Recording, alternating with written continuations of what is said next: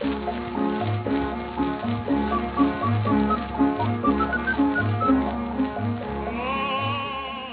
dia, boa tarde e boa noite. Este aviso prévio tem a finalidade de informar o ouvinte de que as histórias, opiniões e qualquer tipo de comentário presente neste share de áudio contém demasiado sal adicionado pelo autor que devia levar com pimenta na língua. Portanto, não acreditem em tudo o que ouvem, só naquilo que veem. Por isso é que este podcast nunca terá a vertente visual.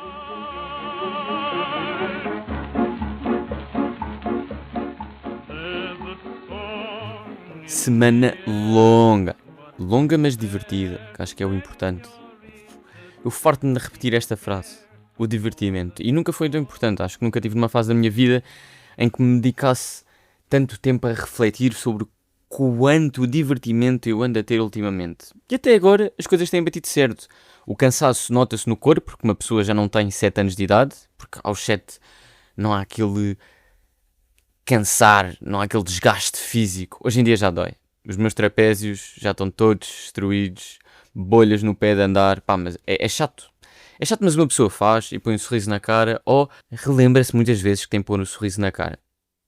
Mas pronto, anda aí a mostrar os dentes, ou quem tem os dentes tortos, a mostrar o sorriso. Embora quem tenha os dentes tortos mostre o sorriso na mesma, porque um sorriso, lá está, são estas pequenas coisas da vida que faz a vida bonita, também é bonito. Um sorriso de dentes tortos. Saber usar o sorriso que se tem é importante hoje em dia. E eu nunca me senti tão obrigado a mostrar um sorriso. Agora estou a começar a trabalhar numa loja de retalho de desportos, mas a meu ver é melhor. É com melhor lettering, melhor cor, tem umas fontes bacanas, tem produtos fixe. Mas não vou estar aqui a dizer marca porque, bros, querem, paguem mais. Porque já estão a pagar bem, mas paguem mais só para fazer publicidade. Mas continuando, o poder do sorriso é muito importante, porque eu estou na área da água. Portanto, sou um profissional da área. Isto é um chamamento completamente louco. Como estou na área da água, é logo a primeira coisa que se vê quando se entra na loja, porque é verão. Portanto, a malta quer é vender. Vender, fatos de banho, pranchas de surf, pranchas de body, venha tudo. Eu sou especialista do surf, embora a minha experiência no surf não é muito vasta. Mas dá para aprender com os clientes que vão lá. E é um bocadinho de senso comum, é isto, é aquilo, está feito.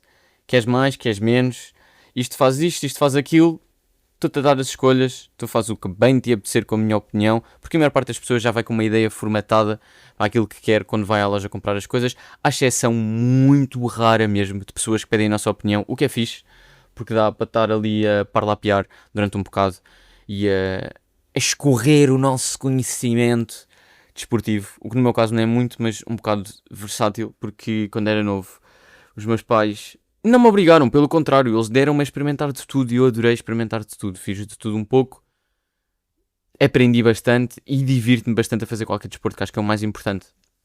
Quando estive a trabalhar nos Estados Unidos, havia um espanhol, o gajo não tinha... Como é que...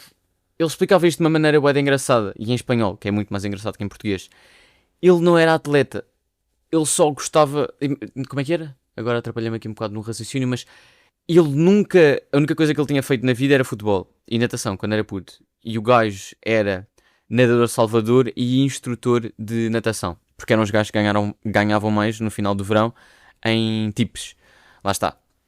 No Mundial, o povo europeu está fascinado com as queixas dos americanos porque estão-se a queixar eles. O que eles dizem é, não nos venham pedir gorjetas, vocês é que têm de pagar melhor aos vossos funcionários. Eu acho que é isso que funciona. E eu lembro-me de ter uma conversa há 2 anos, quando estava lá com um dos donos dos bares onde nós íamos, a sério, um bocado quente até, porque ele queixava-se bué, porque nós, os latinos, eu e os espanhóis que estavam lá, não dávamos gorjeta, e o gajo veio-se queixar, veio falar connosco e com o diretor do campo onde estávamos a trabalhar, que é tipo, não, eles têm de começar a pagar a gorjeta. E nós fomos lá, todos exaltados, íamos lá... Não digo todas as noites, mas sempre que podíamos, 2 em 2, 3 em 3, quando não estávamos a passar o fim de semana fora ou em Nova York, íamos lá todas as noites, e aquilo tinha noites temáticas, era fixe, tinha noite do póquer, tinha noite do snooker, tinha chicken wings night, tinha karaoke, que era todas as sextas-feiras, e nós demos show em todos, mas ele ficava muito revoltado com a nossa presença ali, porque estava-se toda a gente a divertir, e aquilo estava ao barrote cheio, completamente cheio, e nós não pagávamos gorjeta porque lá está, não está. Imagina, se nós não vamos ter um bom serviço, ou se achamos que o serviço não chega para as gorjetas, e para além do mais a cerveja lá era carérrima e tudo no bar era caro, Mano, eu não te vou dar gorjeta, peço-me essa desculpa, queres? Paga melhor ao teu funcionário. Mas isto para falar... Olha, lembra-me agora. História interessante, nesse campo, esse meu amigo instrutor de natação, ele estava a ensinar uns miúdos a nadar. E uma das alunas dele, pai, com, sei lá, 12 anos, se bem me recordo da história, é 10 ou 12 anos, sei que era um número par, perto dessas idades, já não tinha 14 porque era muito velha para o que vai acontecer agora. A miúda teve uma festa de aniversário fora do campo, num fim de semana normal, bem tranquilo, barbecue, festa na piscina, e houve um miúdo que mergulhou e estava-se a afogar na piscina e ninguém reparou.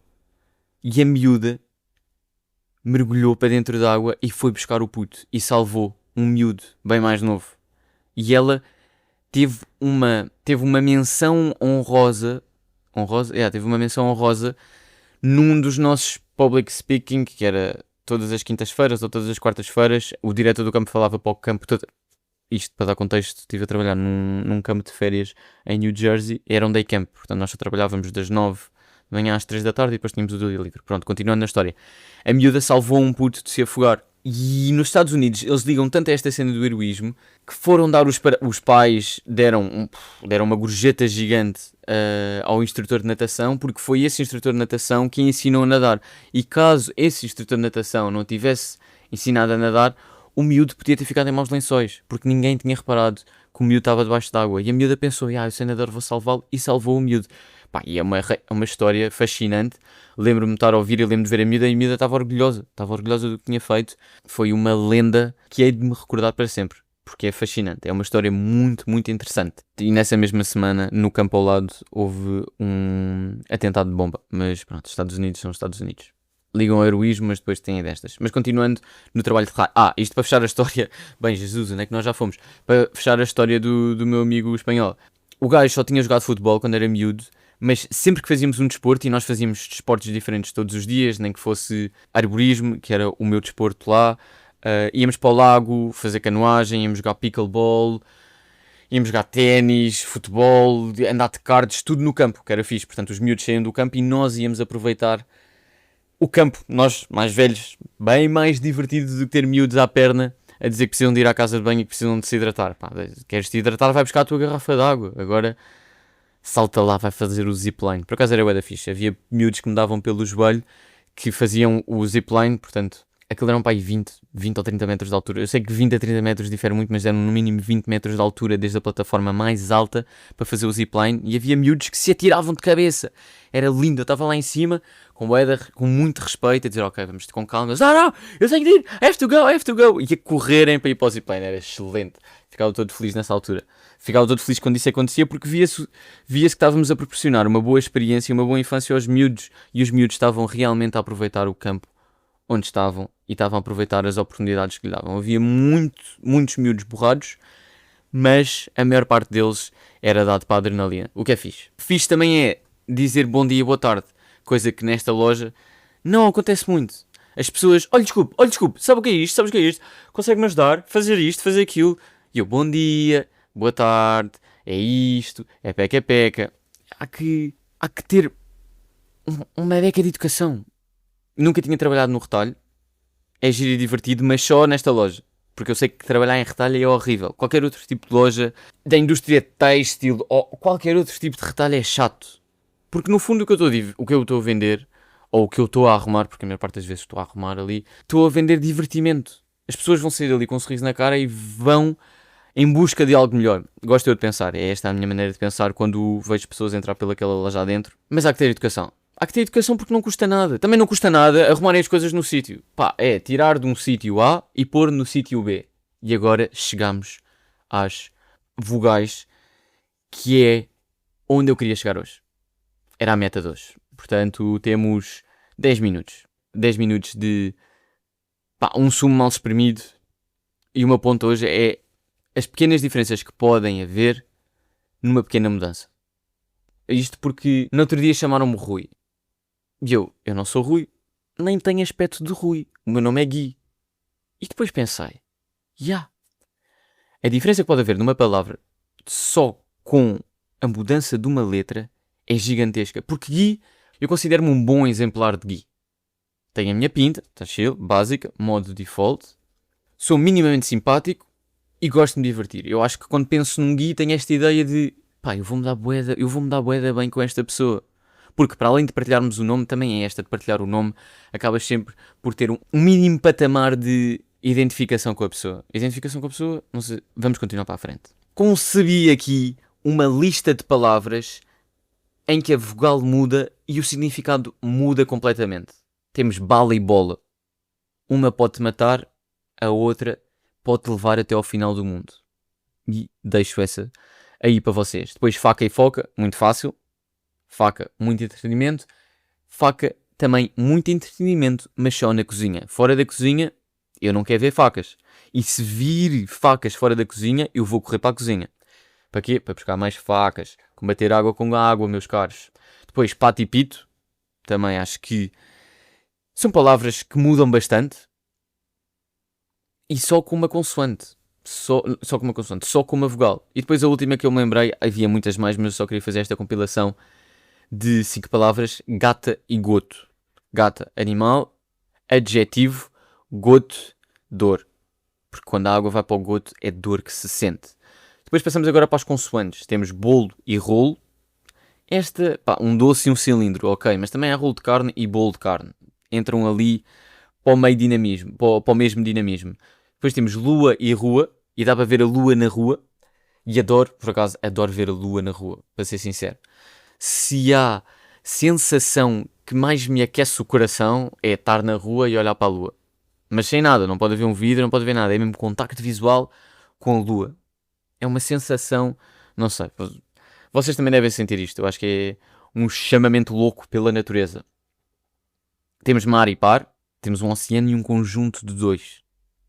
Já falámos de pares ainda há bocado. Pico e rico, rico do pico. Cão, mão, está ali, ela por ela. Temos um animal e uma parte do corpo. E muda bastante. Figo e digo. Temos um fruto e o verbo dizer. E é isto que é. Como é que alguém olhou para o figo e disse, digo, rico, digo, pico, não, figo, está feito. E ficou, figo ficou. Não sei a origem do figo. Não sei como é que surgiu o nome figo, mas vamos procurar. Fui procurar aqui a origem do nome figo e deriva do latim ficus, que originalmente designava tanto o fruto quanto a árvore que o produz, a figueira. É que as pessoas que falavam latim, eu acho que as pessoas que originalmente escreviam em latim, eu acho que eles não tinham noção do mundo que iam criar. É que é uma coletânea de línguas que falam mais ou menos a mesma coisa, mas difere ali uma consoante ou uma vogal e o significado muda todo. Ou uma intuação, um sotaque também já muda tudo, eu acho que há. Ao início eles não tinham noção do que estavam a criar, porque se tivessem noção, tinham criado outra coisa menos divertida, porque o latim é bué de engraçado. Qualquer nome em latim fica engraçado. Uma árvore é engraçadíssimo, uma espécie... E depois é uma coisa que me chateia, que é só a parte da natureza é que seguiu o ramo do latim. É que se agarrou ao latim e não, ok, nós temos a tradução do latim, mas vamos buscar o nome ao latim. E eu acho que isso foi o que originou muitas das línguas que nos avizinham, mas perderam essa cena do parentes à frente. Estão a perceber? Que é, hoje em dia temos um nome de uma ave, ou quando vão a um museu, ou alguma coisa do género, ou quando vão, sei lá, não sei se vão muitas vezes ao aviário, não é ao aviário, sei lá, até no Horto. Não faço ideia, alguma coisa que tenha uma legenda. Vocês veem lá o nome em português / inglês e depois entre parênteses latim. E nós devíamos ter isso nas palavras. Devíamos ter isso nas palavras. É figo, ficus.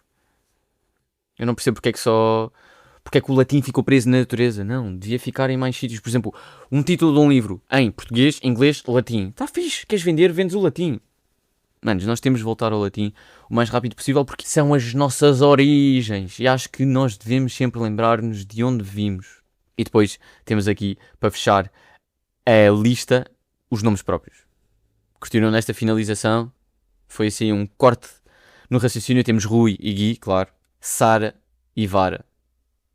Lua e Rua, porque também pode ser um nome. Lá está. Rua na via pública. Vara, haste e Sara, nome. E agora... Depois desse pensamento, eu continuei a subir a escada e pensei, ok, se eu já fiz uma lista para palavras com letras diferentes que mudam o significado por completo, vamos às palavras que têm o mesmo nome.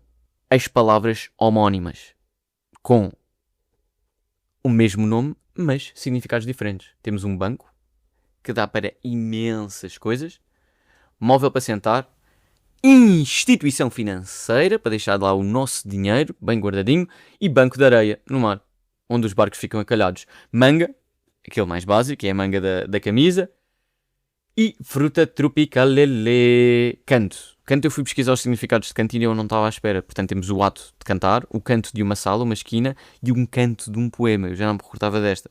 Mas quando é que foi a última vez que ouviram um canto? Hã? E para vos recordar dos momentos de português, vou citar aqui uma estrofe do 4º canto de 10 dos Lusíadas, e abrange aqui a história de Portugal desde 1383 a 1385, até aos preparativos finais para a viagem marítima.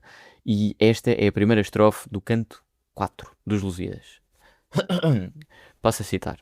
Depois de procelosa tempestade, noturna sombra e sibilante vento, traz a manhã serena claridade, esperança de porto e salvamento.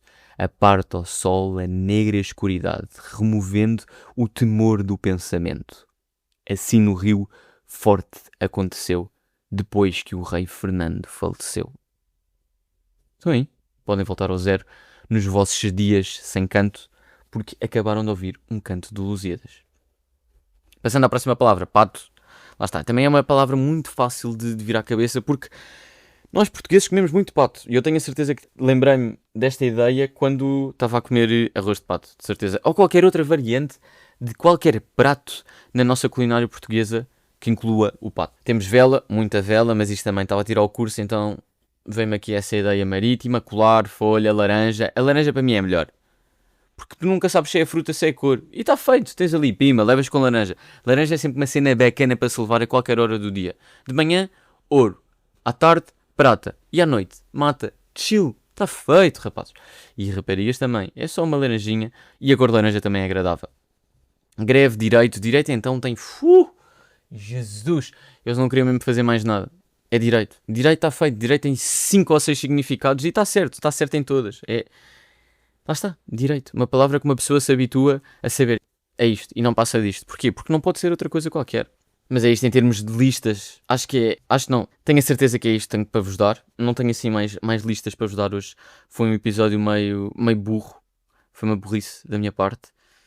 Porque, não, retiro o que disse. Até foi bem palifado. Tive aqui a preocupação de procurar palavras que me lembrei. E estas são só algumas que eu me lembrei assim, num ápice. Não foi assim... Não tive aqui a coçar a cabeça e a pensar que palavras é que me ia lembrar. Não. Palavras que usamos todos os dias e nós nem pensamos neste nível de raciocínio de onde é que veio a palavra e que palavras são parecidas. Eu acho que os rappers e os poetas acabam por ter este raciocínio, mas é porque treinam isto. Treinam esta maneira de pensar. Eu não tenho essa obrigação para comigo mesmo de estar sempre a pensar e ver métricas e coisas. É só mesmo pura curiosidade e deixar ver onde é que consigo ir com esta minha cabeça pequena. E por falar em pequeno, segunda-feira fui levar a minha mãe ao aeroporto, foi passar férias a Porto Santo e ela está lá muito bem, espero. Gostava eu de a acompanhar, mas pronto, a minha vida profissional não o permite. Felizmente, e ainda bem, só estou feliz por isso. Adorava estar agora de férias, porque é sempre uma semana bacana. É uma semana virada para o mar.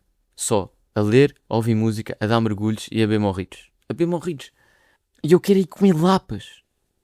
Lapas, para o dia todo, mergulho o dia todo, pôr a leitura em dia, ouvir boa música e está feito. Está feito, não é preciso mais nada na vida. E o que é que uma pessoa quer mais? Estar de molho a beber cocktails? Não queres mais nada. Está tudo pago. Está tudo pago. O jantar está pago, o almoço está pago. É só ir dar um mergulho e voltar para comer. E não é preciso mais nada na vida, senão isso.